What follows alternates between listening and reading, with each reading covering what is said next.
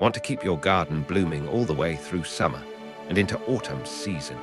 These dazzling blooms light up your borders with the shades of flame red, tangerine, and gold, right when most flowers are calling it quits.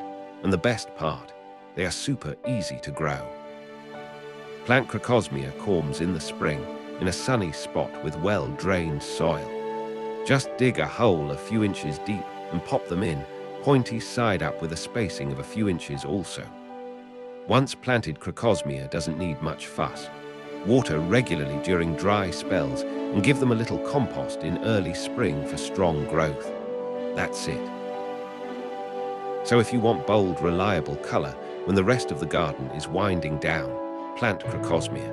It's the late season stunner you didn't know you needed.